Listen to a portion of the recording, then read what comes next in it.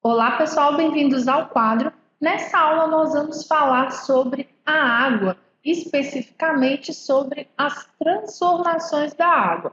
Se nós pensarmos em transformações que nós vemos acontecendo no nosso dia a dia, nós podemos considerar o seguinte: nós temos um sistema composto por gelo, e quando esse sistema recebe calor, esse calor, por exemplo, pode vir aí da luz do sol, nós dizemos que o gelo derrete e se transforma em água.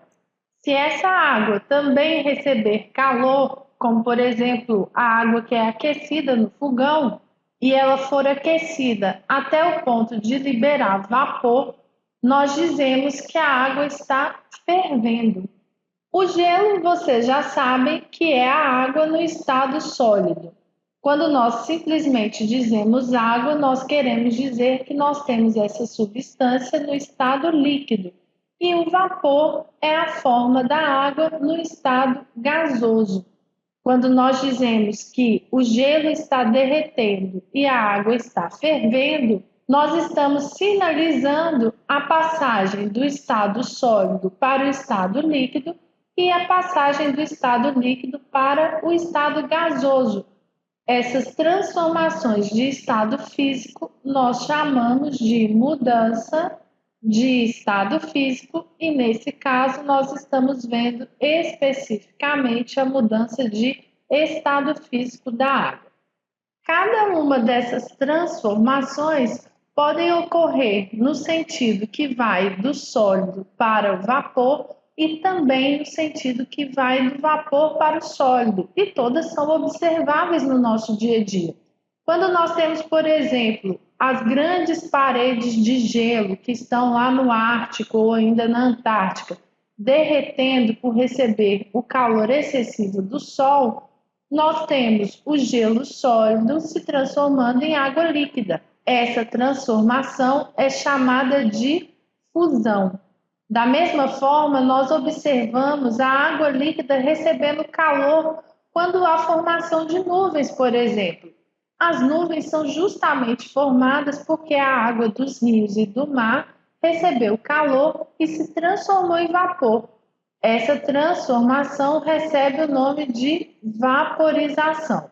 A vaporização, por sua vez, pode ocorrer de forma lenta, como é o caso da água da roupa, que evapora quando a roupa está estendida no varal. Nós chamamos esse tipo de vaporização de evaporação. E a vaporização também pode ocorrer de uma forma mais acelerada, quando, por exemplo, nós aquecemos a água no fogão. Esse tipo de vaporização é chamada de ebulição. A calefação também é possível, uma vaporização quase que instantânea. Vocês podem observar a calefação jogando uma gota de água em uma frigideira bem quente. Considerando agora o caminho inverso, quando o vapor de água se liquefaz, é o que acontece, por exemplo, quando chove, a água que está na forma de vapor das nuvens se transforma em água líquida. Nós dizemos que está acontecendo a condensação da água. A condensação também é conhecida como liquefação. E vocês podem observar em casa também, quando a mãe de vocês estiver cozinhando, a água que fica retida nas tampas das panelas vem justamente do vapor de água que está sendo formado ao cozinhar os alimentos. Colocando a água no freezer para a produção de gelo, nós vamos observar a transformação do líquido para o estado sólido.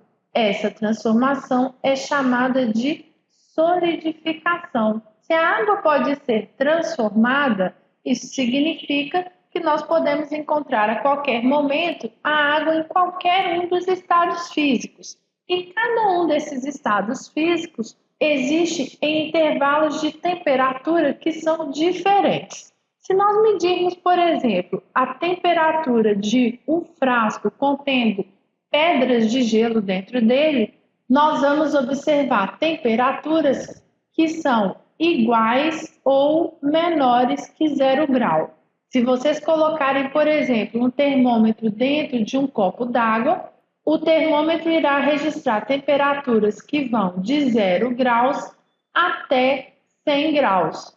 Mas, se nós medirmos a temperatura de um sistema contendo água e que já está liberando vapor, o termômetro irá registrar a temperatura de 100 graus. Nós podemos também representar essas transformações da água através de dois gráficos: um gráfico de aquecimento da água e um gráfico de resfriamento da água.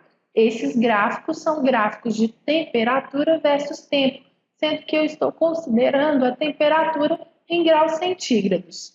Se nós considerarmos que nós temos água a menos 5 graus no primeiro momento e fornecendo calor durante todo o tempo para a água, a temperatura da água irá variar até atingir a temperatura de 0 graus. Neste intervalo de tempo em que nós temos a água indo de menos 5 a 0 graus, a água está na forma de gelo, ou seja, de menos 5 a 0 graus a água está na fase sólida.